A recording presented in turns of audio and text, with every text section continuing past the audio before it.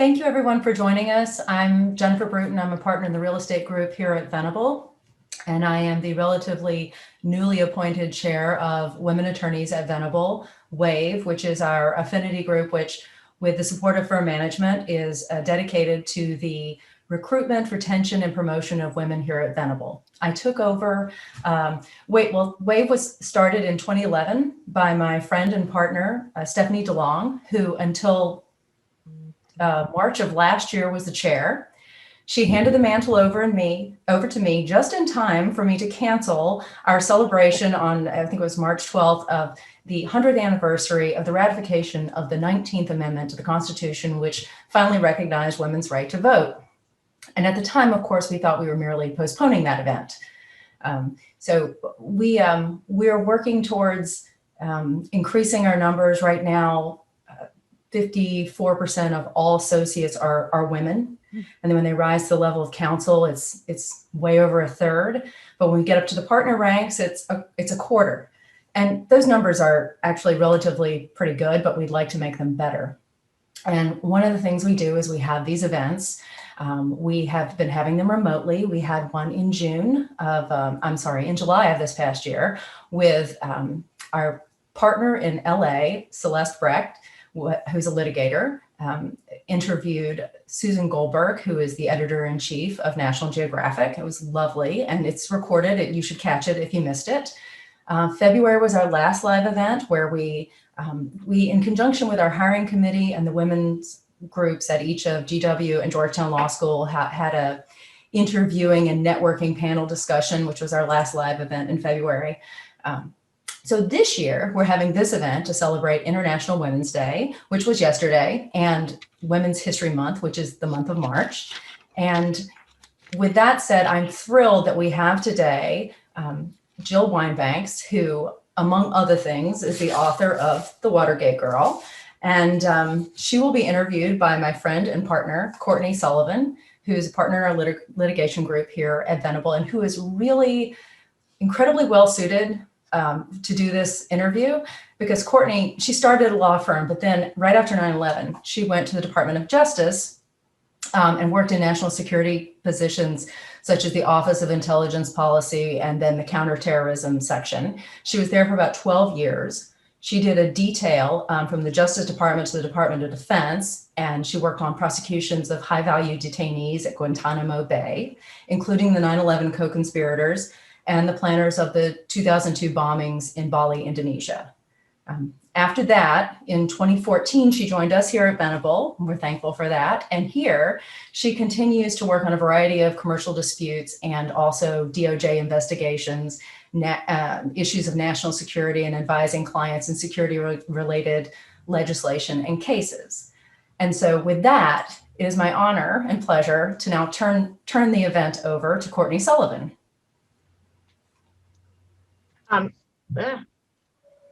Thanks, Jen. As Jen mentioned, yesterday was International Women's Day, and I was surprised to learn that it's a commemoration that has been marked since the early 1900s. And this year's theme for International Women's Day is Choose to Challenge. And as we all know, one of the primary purposes of International Women's Day is to recognize the achievements in society of women. I personally cannot think of a better way to do that than to have the absolute honor to host Jill Wine-Banks today. I'm lucky to have had the opportunity to not only learn a little bit about Jill's career and achievements over the past few weeks, but to speak with her at some length before today. And having done so and thinking about today and what this event means to us and to me, I was thinking about the word groundbreaker. And I think that sometimes that word is used as a cliche and a buzzword. But in Jill's case, there are literally no other words to describe her. And as female attorneys, we all stand on her shoulders. I know you're all eager to hear from her, but I'd like to tell you briefly and highlight some of her career achievements, because I suspect she's too modest to do that herself. So after graduating from the University of Illinois and Columbia Law School, as she'll talk about today, Jill became the one and only female prosecutor in the Department of Justice Organized Crime and Racketeering section. From there, based on her remarkable achievements, she was asked to serve again as the one and only female in the Special Prosecutor's Office headed by Archibald Cox to investigate and prosecute the Watergate break-ins and cover-up. And her investigation in that case was used by the House of Representatives to indict President Nixon. And it resulted in her successfully prosecuting about a dozen of all the president's men on conspiracy charges, and in fact, naming President Nixon himself as an unindicted co-conspirator in that case. After that, Jill did a brief stint at Fried Frank here in Washington, D.C., which at the time, I believe, boasted a single female partner. After that, she was tapped by and ensconced by President Jimmy Carter as the first female general counsel to the United States Army. And for those of you who don't know, the general counsel of the United States Army is the civilian equivalent of a four-star general. While there, Jill accomplished many groundbreaking achievements on behalf of women, and also visited Korea during the time when President Carter was deciding whether or not to draw down troops in that country, and he didn't. So after being the general counsel of the Army, Jill did another stint in private practice at Jenner and Block in her hometown of Chicago. She was then selected to be the first Solicitor General of the state of Illinois. After that, she was recruited to become, again, the first woman to be the executive director of the American Bar Association. She worked for Motorola in international business concerns. She was the vice president of Maytag. Unless you think that was enough and she had retired by that point, she was an executive to the Chicago public school system and the CEO of a nonprofit. In fact, as I hope you'll see today, she was even lionized and memorialized in an Incredible Hulk comic book for her achievements as a prosecutor in the Watergate case.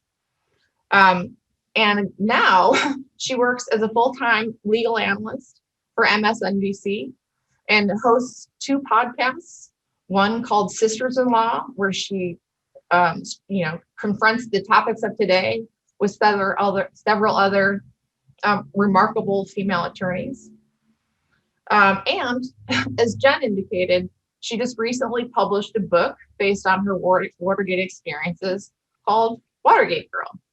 Hi, Jill. Hi, that was Courtney. a long explanation, but I think you're deserving. Thank you very much. I'm so glad to be here with everyone, and I'm looking forward to the questions particularly. Sure. Well, I was hoping you could start off with explaining how you arrived at the title Watergate Girl for your recent book. Well, for anyone who knows anything about writing a book, the author doesn't pick the title or the cover photograph. And I hated both when they were proposed.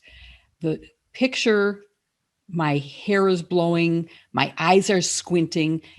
Luckily, the subtitle covers up the fact that my skirt is blowing between my legs. So I hated the picture. And when they said Watergate Girl, I said, no way. I won't let you use my name on a book with girl in it. That's demeaning. And my editor, who was an unbelievable asset to this book, Paul Golub, said, what captures the era better than the word girl? And as soon as he said that, I knew he was right. For those who've read the book, you will notice that there are many stories in which I am actually called to my face girl. When I went to get my first trial, having realized that the men I started with were trying cases, we all started in appeals. And I was still in appeals. And I went to my boss and said, well, how come? And he said, well, because you're a girl and you'd be much more vulnerable in a courtroom. You'd be with made members of the mob. In an appellate court, it's just the lawyers. And I had to remind him that he had hired me as a trial lawyer, and I didn't know what he had failed to notice when he did so. So that's how I got my first trial. But there I was being called girl to my face. And so it seemed like it did capture the era. He also pointed out to me how many books have the word girl in it that are bestsellers. Girl with a dragon tattoo, Girl on the Train. And so that was another reason to say, okay, you're an expert in this. I wouldn't ask your advice on how to try a case, but I think I should rely on your advice on how to publish a book. So that's how it came to be called The Watergate Girl. And I am now totally in love with it and comfortable with the title. So, harkening back to the era that you were mentioning, in which you were sort of treated like a girl, what motivated you to start law school? I went to law school not to be a lawyer. My undergraduate degree is in journalism. I started out in a much more traditional female career. I started out as an occupational therapy major, but when I realized that I'd have to cut up a cadaver in my second year, I switched curriculum. And I always liked writing, so I tried journalism. But when I was graduating in 1964, girls were offered jobs on the woman's page. And I wanted to cover legal news, foreign affairs, crimes, just hard news. And I thought if I went to law school, it might help me be taken more seriously by an editor. And so that's why I applied to law school. It's more complicated than that because I had taken the LSATs as part of a constitutional law political science class I took. I was very active in the civil rights movement, and I thought if I took this course in constitutional law that I would be better able to structure persuasive arguments. And I read a book in that course called Gideon's Trumpet by Anthony Lewis. And I remembered reading on the book jacket that he had gone to Harvard Law School. What I didn't know is he did it after winning a Pulitzer Prize and going on a fellowship, a Nieman Fellowship, very, very prestigious award. So I was wrong that it made him a great writer, but I went to law school. I took a leave of absence after my first year because if you don't want to be a lawyer, law school is not a good place to be. And I thought, well, okay, I'm going to try a different way to get a good job in journalism.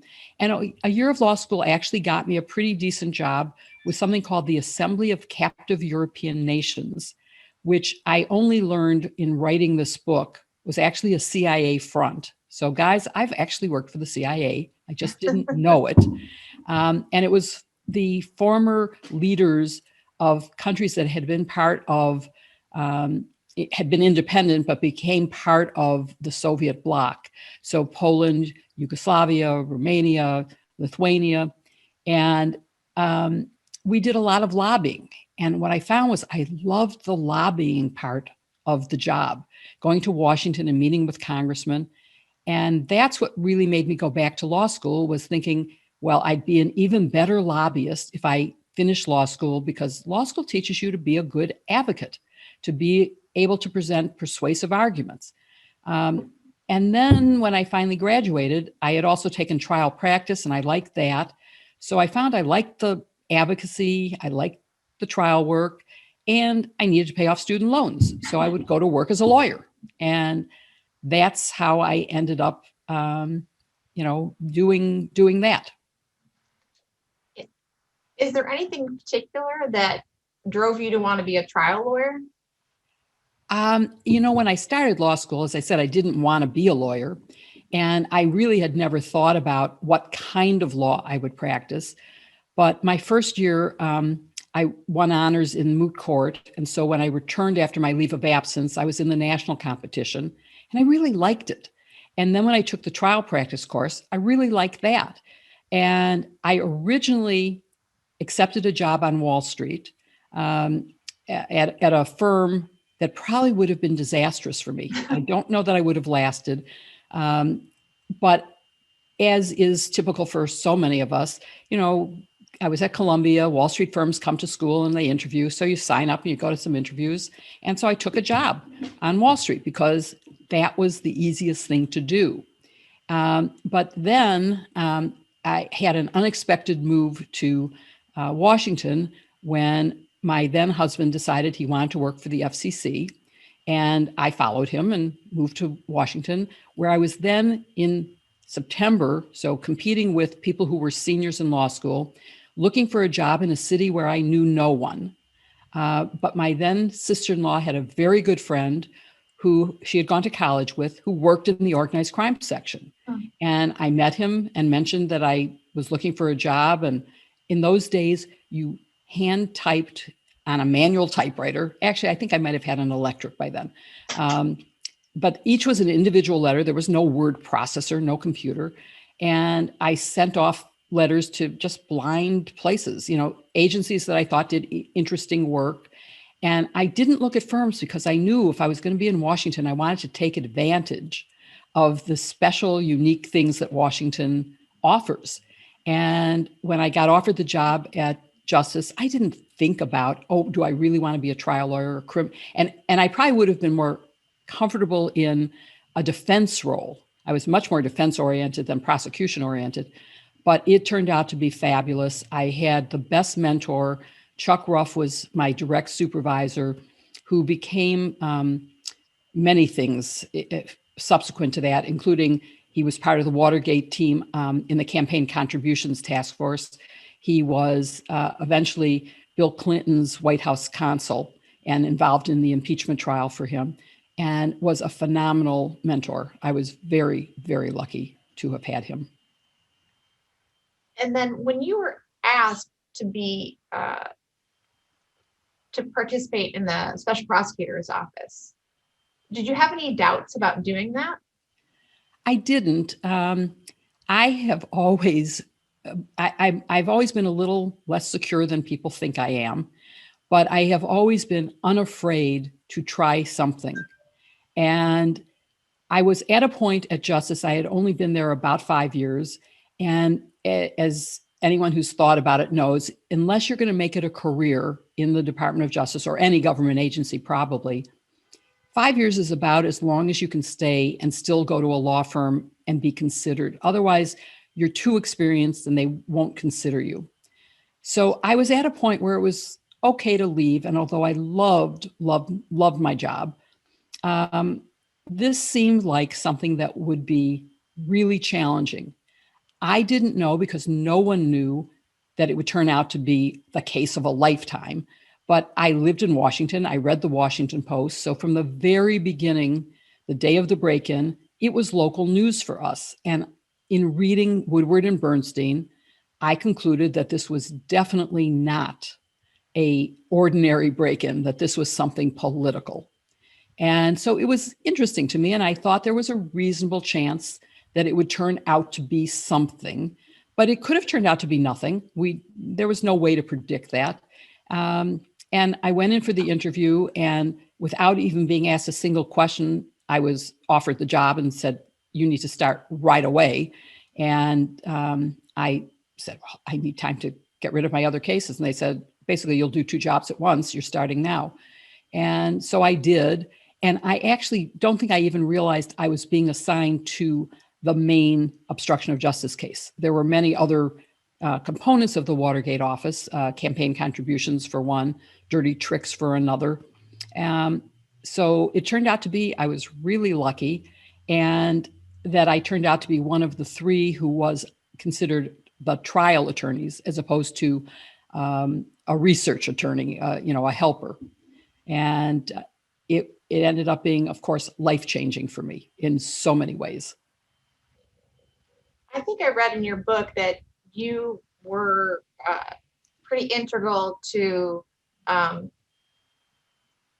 cultivating or converting John Dean as a cooperating witness, and that you had started with hearing his testimony before the Irving Commission, with sort of the starting point about what you knew about him and his role in the Watergate affairs.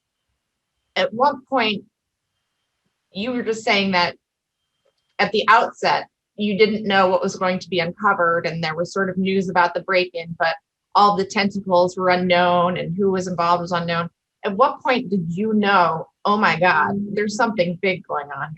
Well, there were clues actually very early on that were ignored by the electorate for sure, because Richard Nixon won re-election by a huge landslide. He was elected by a popular vote margin that was extraordinary and won 49 states.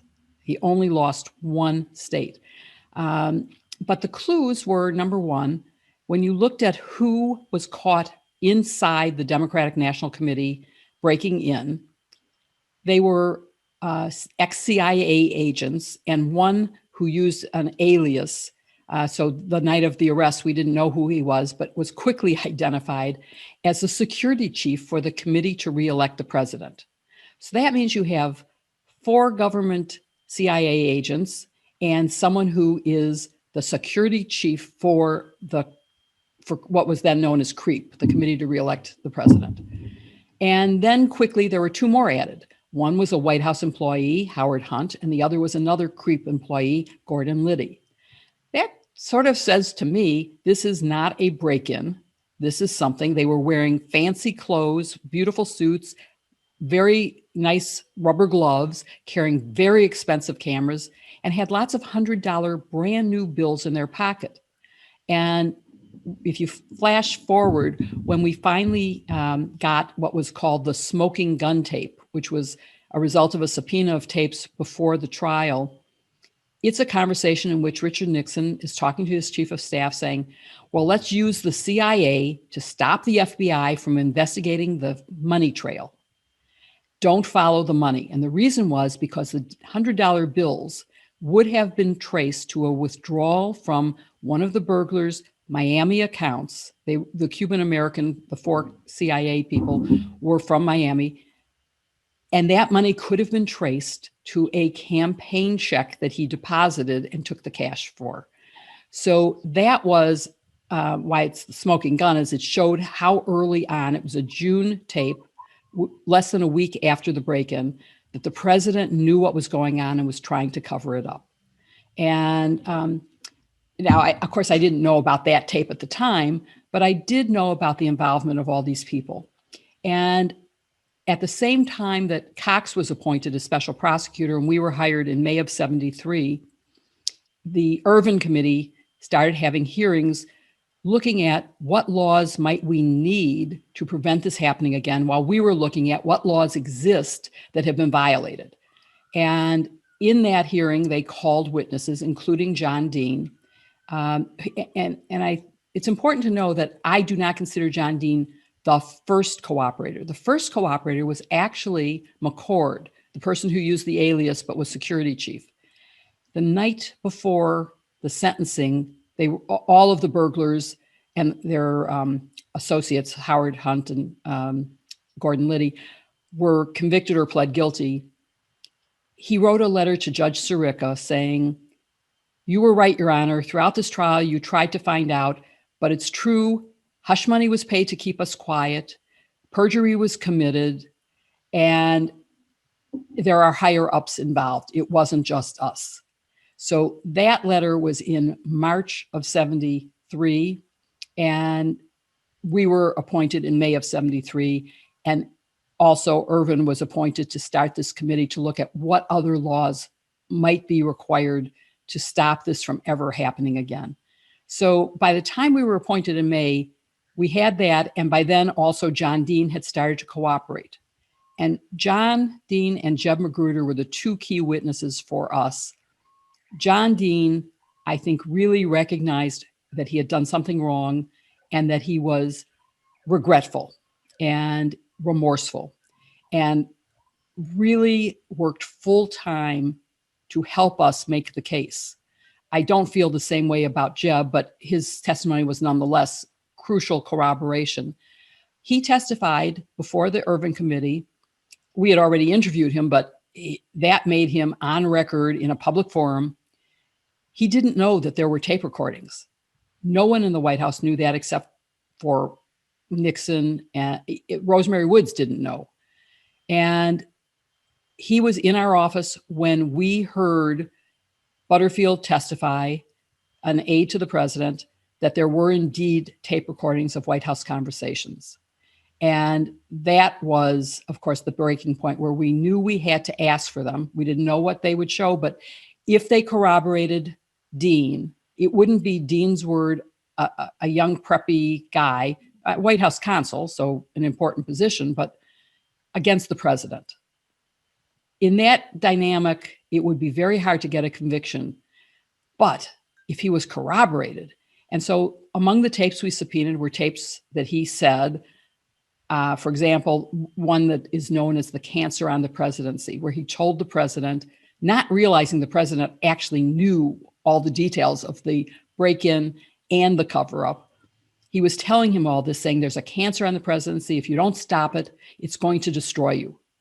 And when we subpoenaed it, and eventually after the Saturday Night Massacre got the tape recording and heard it, it proved that he was telling the truth all along and made him a very credible witness. So in talking about the tapes, you probably know where I'm going with this, but as I understand it, you originally asked for and then subpoenaed through Judge Chirica 8 tapes. And the White House came back and said 2 were missing, and then belatedly came back and said, oh, by the way, 18.5 minutes are missing on this crucial tape.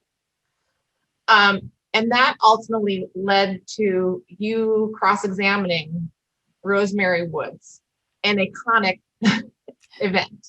Yes. Can you tell me what that was like? Yes. We subpoenaed 9 tapes, and Richard Nixon stonewalled and said, no, you can't have them. You can't have them. Eventually, Archie Cox, the special prosecutor, said, we have to have a press conference and explain to America why we are insisting on getting them, why we need them, why we have a right to them. And it was scheduled for a Saturday morning, and the press conference went very well, but Richard Nixon was not persuaded, and he ordered his attorney general to fire Cox for doing that, for asking for them. His attorney general, Elliot Richardson, said, I cannot do that because I promised in my confirmation hearings that I would only fire Cox for cause. And there is no cause. He is doing his job and he has a right to ask for these. So he got fired. The deputy attorney general, Bill Ruckelshaus, became the acting, and he refused for the same reason, and he got fired. The third in command, the solicitor general, got appointed as acting, and he carried out the order, leading to what was known as the Saturday Night Massacre.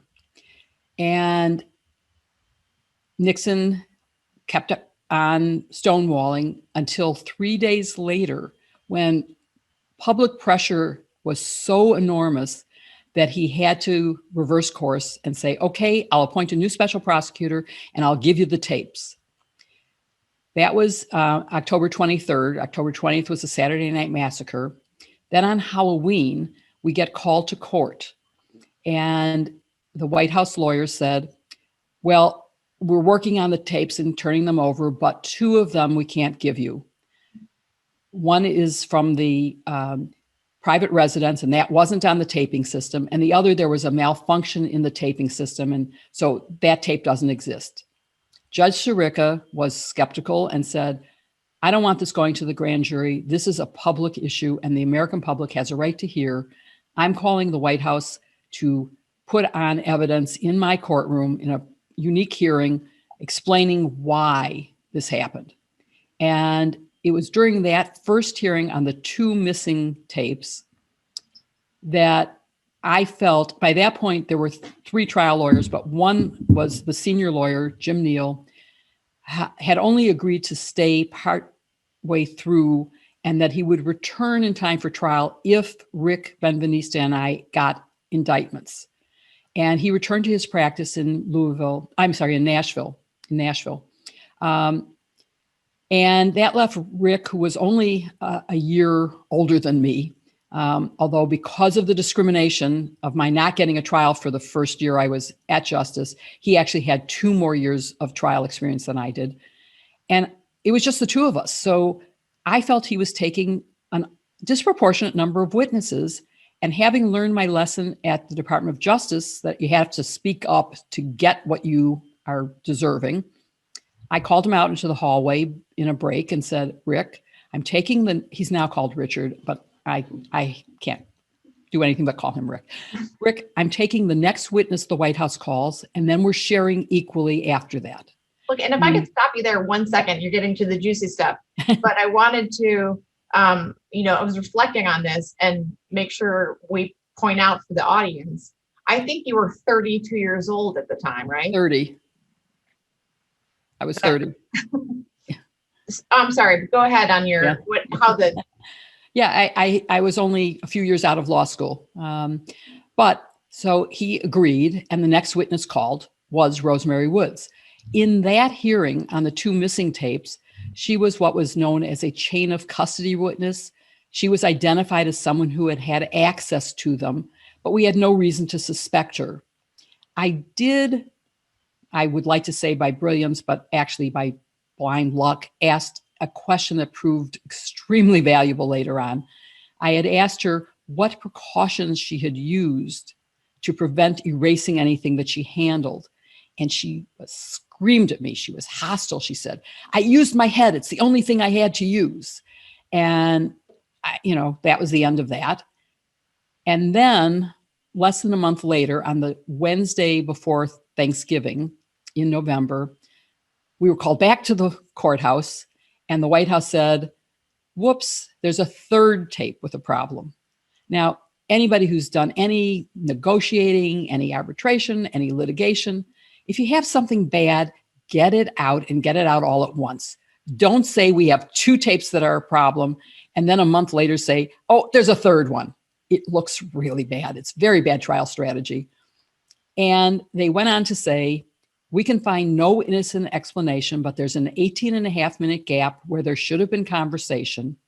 And we can't find an innocent explanation, and only Rosemary Woods can explain it. Well, since I had spoken up and gotten her as my witness the first time, I just assumed she would be my witness now that she was a criminal suspect in the cover-up, and spent Thanksgiving preparing for the Monday questioning of Rosemary Woods and preparing to violate the first rule of trial law. Don't ask a question you don't know the answer to. But all I knew was the White House had thrown her under the bus, accused her, and I had no idea what she would say about how she had done what they were saying she did. So I had to say, tell us your story, Miss Woods. And that's what led to, if anybody's old enough on this call to remember Perry Mason, who used to every night be able to get someone to admit on a stand, I did it. It wasn't your client. I'm the guilty one. It doesn't happen in court, but it did to me. After I asked her to explain, she said, well, I pressed the record button instead of the stop button when the telephone rang, and I went to answer the phone, and I kept my foot on the pedal because otherwise the machine would have stopped. I mean, these are old-fashioned reel-to-reel tapes that were operated by a foot pedal. And it's just sounded wrong. And I said, well, how big was your desk? And it turns out, of course, it was a full executive desk, very big. And it just didn't sound right. I said, well, Your Honor, could we bring the equipment here to have a demonstration? Yes. You don't always get demonstrations in a federal court, but we brought in the tape recorder and the pedal and the headphones she was using and put it on the ledge of the witness box. So anybody familiar with a witness box knows it's a pretty small confine. And I asked her to do as she had done then. She put on the headphones, put her foot on the pedal. It was plugged in, and the tape, which was a blank tape, started revolving. And I said to her, what happened next? And she lifted the earphone and said, I'm sorry, I couldn't hear you. So I said, well, you'll have to take them off for the questioning. Just put them next to the machine. And then I asked her, what did you do next? She said, well, of course, the first thing I had to do when the phone rang was I had to, and she pointed very delicately to the headphones, inches away from her. And as she pointed, her foot came off the pedal. The recording, the movement stopped. The jury box, which was filled with the press, ran from the room. This is days of no cell phones. They had to go to a bank of payphones to call in the story. And she said, well, it's different in my office. I did it there. And so I said, well, Your Honor, maybe if you don't mind, we could adjourn to her office and she could demonstrate there. And no one objected. Her lawyer didn't. The White House didn't. The judge said, okay. And so the next thing I knew, I was off to the White House for the first time ever in my life. And not only to the White House, but I was adjacent to the Oval Office. And she did her demonstration. We weren't allowed to bring a photographer. So the White House photographer, Ollie Atkins, took photographs, which, and maybe we could share the screen and show the Rosemary stretch, because this will illustrate in ways that I think this picture may speak louder than my words. Yes, that's the one. You can see her, if you look closely, she had her left foot on the pedal underneath her typing stand.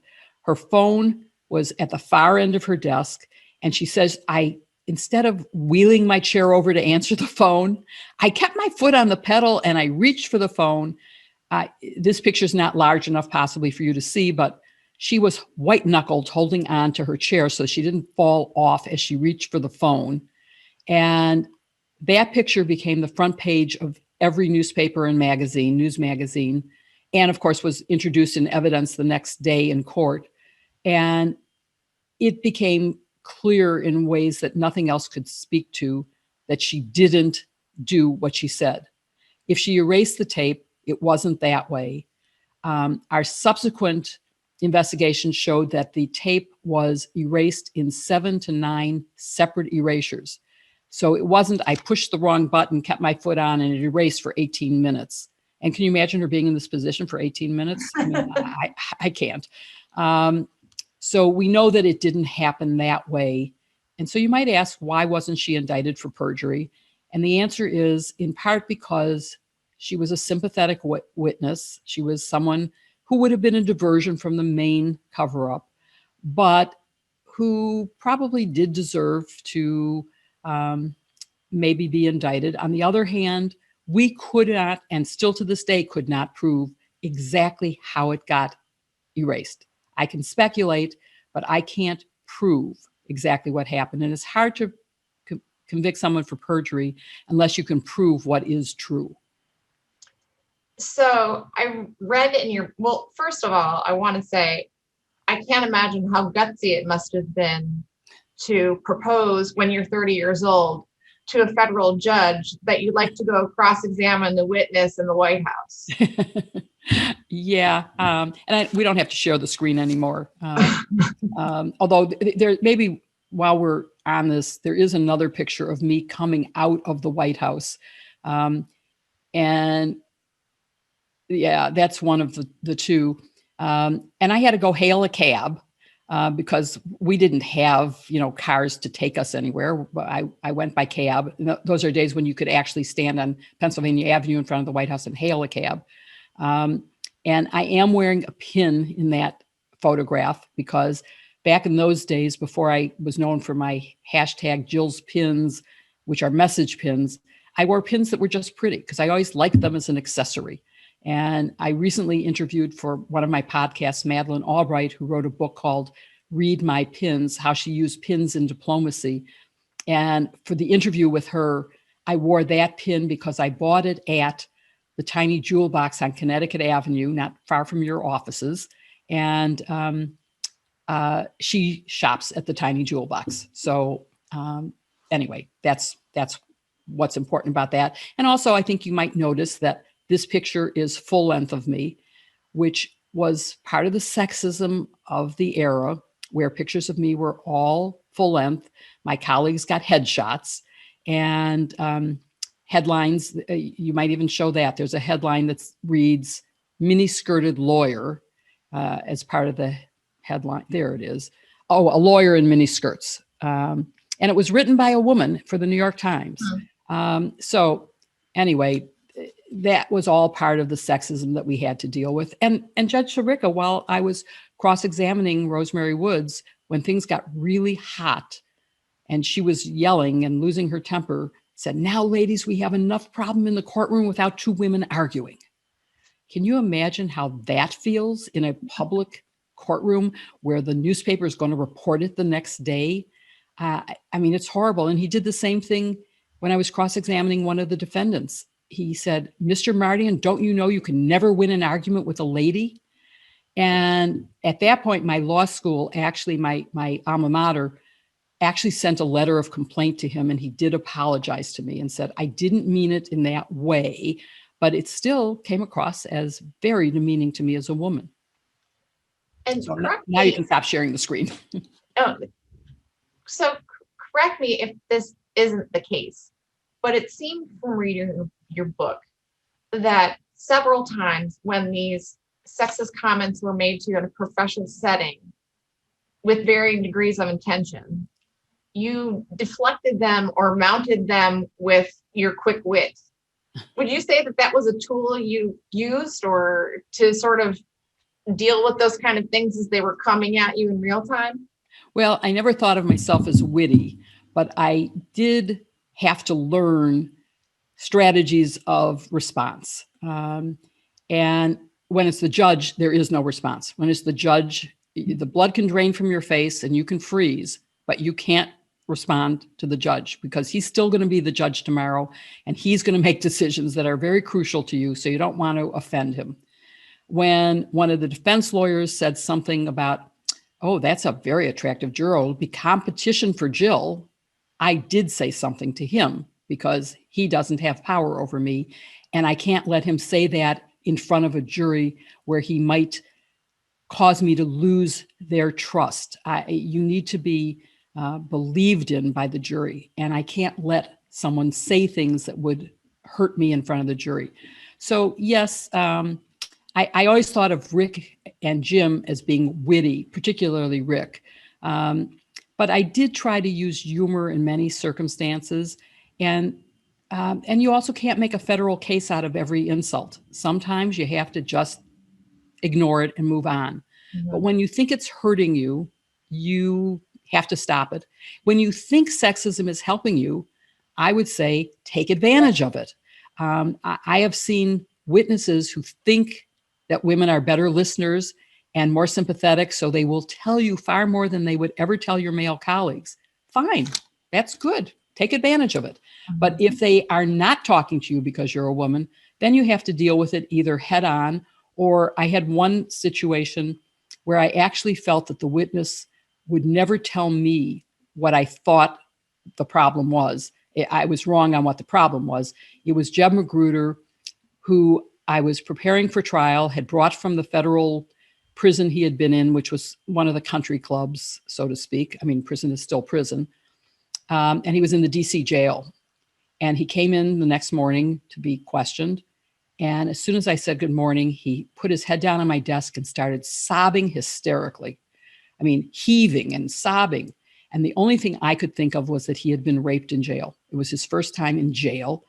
And I thought, he will never, ever tell me.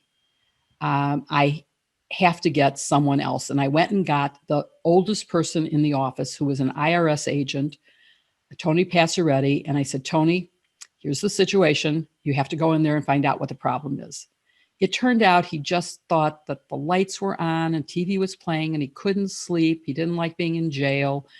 And of course, I couldn't prepare him for trial in that condition. So I had to have him move to Fort Holabird, which was a place that had a facility for court-martial prisoners, where it was totally safe and individual. And so that's where he was kept for the rest of the trial preparation and trial.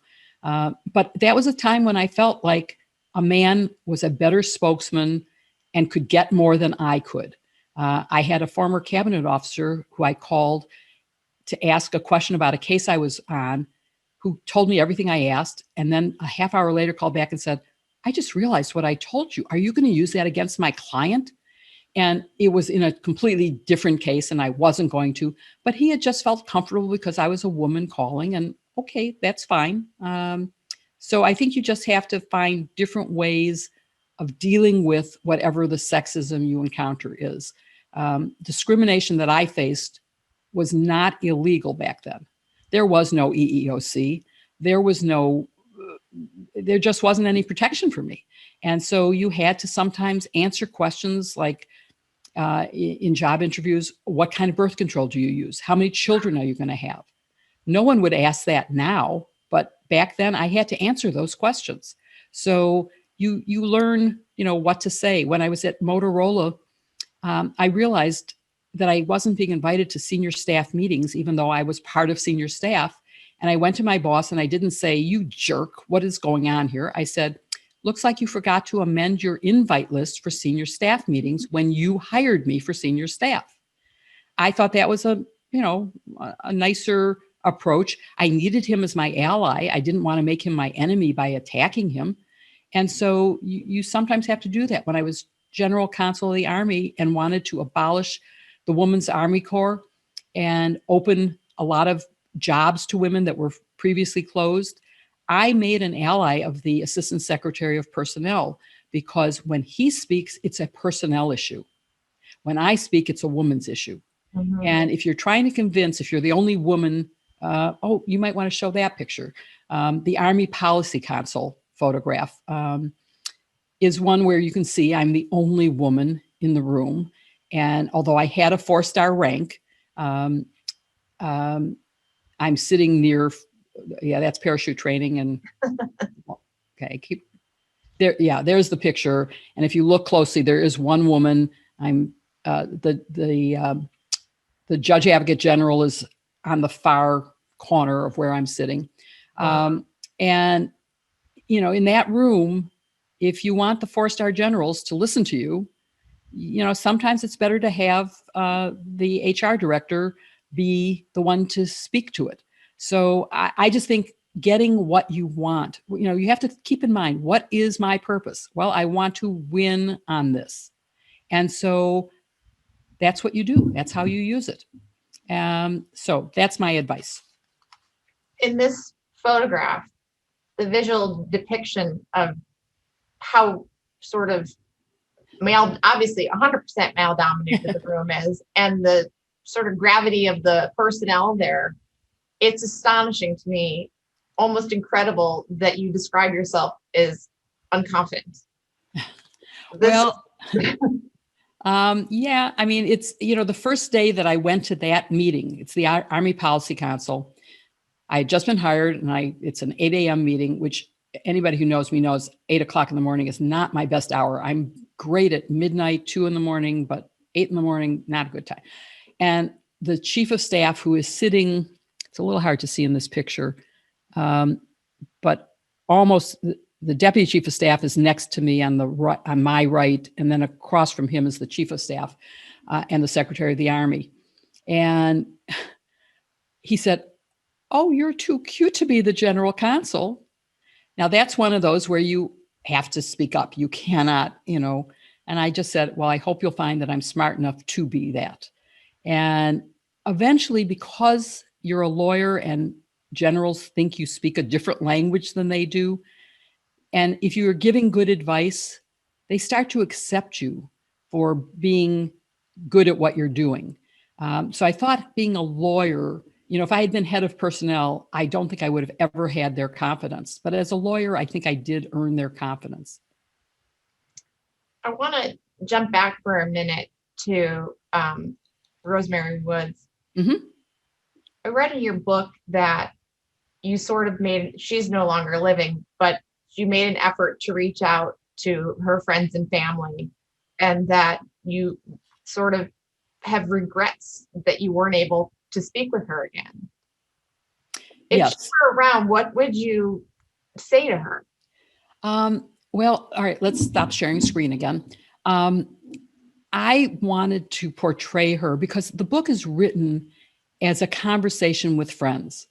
And I felt that she was basically a character in my life story, and that she couldn't be the stick figure that was portrayed in the press.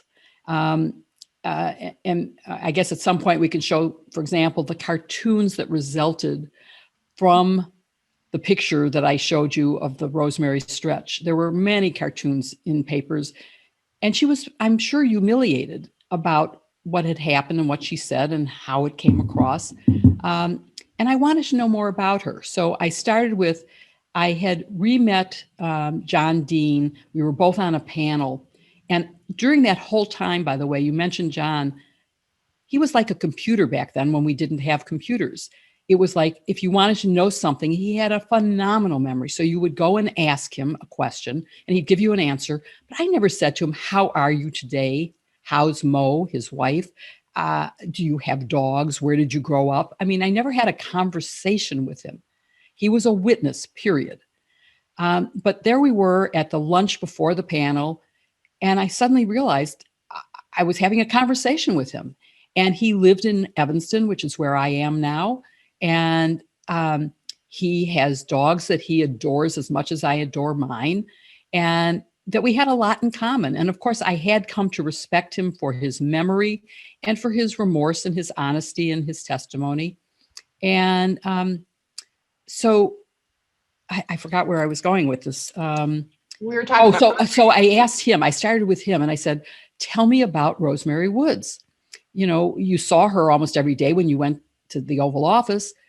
And he said, you know, I never had a conversation with her. After I'd say, good morning, Rose, I'd go into the office and that was that. And I said, okay, well, that's a clue. You called her Rose? And he said, oh yeah, everybody called her Rose because I had always thought her name was Rosemary. And so I said, okay, that's a clue, but were you ever at her apartment? Yes. And she, by the way, lived in the Watergate complex. What did it look like? What was the carpeting? Did she have pictures around? She was very close to the Nixon daughters. Did she have their pictures? They called her aunt. He had no memory, nothing. Then I arranged to interview Steve Bull, who had worked with her on transcribing the tapes. Same thing. Saw her every day, was at her apartment, but no memory. Then I tried calling people that I found through research had worked with her at the White House. And they would all hang up on me because they thought I was the one who had embarrassed her and I was the enemy, I was evil. And then I met Bob Woodward, who I did not know during Watergate. I mean, I knew his writing, of course, but I never talked to him, but met him when he was speaking in Chicago and we had lunch together. And so I mentioned this to him. He said, you can't call people. It's too easy for them to hang up on you. You have to come to Washington and knock on their door. So I flew to Washington and knocked on a door and it got slammed in my face. So it was just as easy. I failed, but I told this very story on NPR on Fresh Air. And I got a call from her grandnephew who said, I'll talk to you. So someday I might try to write an addendum to the book or a separate article about what I learned about her. I did as much research online as I could to portray her. I even talked to an author named Tom Milan, who wrote a book, Watergate, the novel, in which, by the way, I'm a character, and I'm called, I guess I can say it, you're all adults. I'm called a bitch, for how I questioned her and everything, which I loved. I thought that was, I mean, if you're writing a book and you're a character in another book with powerful characteristics, I thought that was good. And I got to know him because I wrote to him saying, I'm very happy to be in your book. And I asked him, how he did research. And he said, basically, of course, it's a novel, so he made most of it up. But he did talk to some family members, but I never got through to them till then. And the grandnephew was a great insight that helped me a lot. So I know I could talk to you all day, and I'm maybe pushing up against your time. But I wanted to ask you, a question that I think is really interesting and important. You said in your book that there were sort of big struggles at the special prosecutor's office over whether or not to indict President Nixon. And I wonder your view on whether or not DOJ is having those same struggles now. They may be. I think if they're not, they should be at least having the discussion. Back then, we believed, many of us believed, that a sitting president could be indicted. But Leon Jaworski, who was the second special counsel, thought that was not allowed. And we made him go to the grand jury, who agreed with us that Richard Nixon should be indicted, and explain why he shouldn't be. And then we came to this compromise where we got permission to give grand jury testimony and tape recordings to the House Judiciary Committee to use as a roadmap to impeachment. And so that was our compromise. But then when he got pardoned, before he got pardoned, when he resigned, we immediately went to Leon and said, Leon, he's not the sitting president. Now we can indict him. And Leon was, no, I still think that impeachment is the right way to go. And as we discussed it, he got pardoned, and that ended our ability to do that. So in this case, there is significant evidence of potential criminal conduct. And it seems to me that it is fair to investigate. No one is above the law, and he's not a sitting president. So for whatever the argument, which I don't agree with, that a sitting president can't be diverted from his task at hand to defend himself in a criminal trial, he's not the president, and he can do that. So I think they should be having the discussion and evaluating the evidence, realizing that the evidence that you would use to indict a former president has to be even stronger than you would use for any other person, because it will be harder to convict or to convince a jury to convict a former president. And you don't want to go to trial unless you're pretty sure you're going to win. And so I think they have to make sure that they have a very strong case. But I don't see any moral or constitutional or political reason not to treat a former president as any other citizen subject to the laws of America. Well, I guess we'll all see how that plays out. And I know that you'll be, on tap to sort of give your views on that for MSNBC and on your podcast. And I commend that to everybody to listen to. It's great. I want to, again, moving away from this, I want to, attend to some of the questions that were sent in by the audience members. And these are a little bit more focused on maybe kind of the Women's Day issues more than the Watergate issue itself. And one of the audience members asked, he or she is a lawyer, apparently at a law firm, who's in a non-corporate or non-litigation corporate type of legal job, and wants to know what advice you would provide for somebody looking to transition to a government job or some other job that has kind of meaningful public service. I of course would completely urge that person considering public service to do it. I know for me, my most rewarding jobs have been in public service, and my career is pretty much divided between public and private. I haven't added up the number of years, maybe more heavily in public. But I have loved being able to make a difference on things that matter to me. And for everybody, you have to reach your own conclusion. When I was deciding about what to do after the ABA, where I had been running a big operation, I didn't think of it that way because it is, of course, you have to be a lawyer to be the head of the American Bar Association. But really, it was making a profit so that we could return pro bono services. As a result of it, I had to buy paper cheap and find a place to store it because ABA is a huge publisher. And of course, we have to make sure we have the right subjects so that people will want to buy our publications. And I realized I really liked managing people and I wanted to do that. So it was a question of making a list. And this was advice I got from a search firm.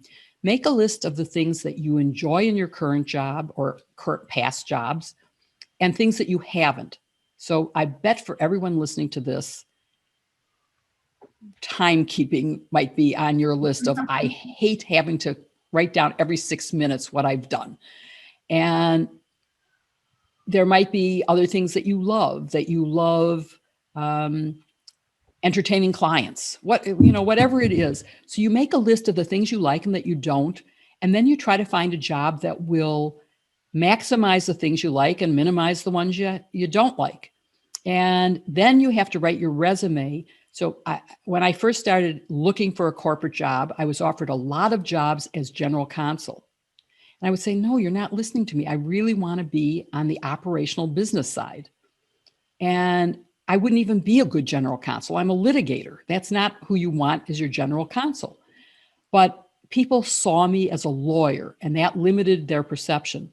Even though as general counsel of the Army, I had 3,000 lawyers reporting to me. As head of the American Bar Association, I had, I think, under 1,000 people reporting to me in DC and in Chicago.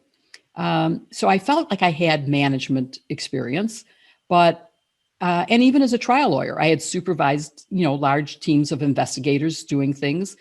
But it was, how do you emphasize those things in your resume? And then just try to pick a job in the public sector that reflects your passion, because you won't make as much money as you will in the private sector. And so it has to have the offsetting balance of, but I come home every night and I am thrilled and I can't wait to get back to the office in the morning. So I would say just, start pursuing it and talk to people in the field that you're looking to be in. Research what not-for-profits do the work that you're interested in, or what government agencies do it, and pursue your passion. Well, I know, as I said, I think we're out of time. I'm so grateful for you coming today. And I, for one, will be tracking to see what your next career iteration is. It sounds to me like you'll have another. And look forward to seeing you on MSNBC. And for our audience members, I hope that you get a chance to read Jill's book, because it's really fascinating. And she's such an amazing figure. We're very lucky to have seen her today. Thank you for letting me have this opportunity. I enjoyed getting to know you and the others before this. And thanks for the opportunity. And I hope that everyone got their questions answered. If not, you can always, if it's a substantive question, you can tweet the sisters-in-law at politicon.com, and we might answer it on our podcast. Or you can tweet to me at Jill Wine-Banks, and I'll try to answer as many as I get. I can't say that I answer 100% of the questions that come on Twitter, because there's sometimes just too many to get through in a day, but I try. So thank you for the opportunity. Thanks so much, Jill. Bye. Bye.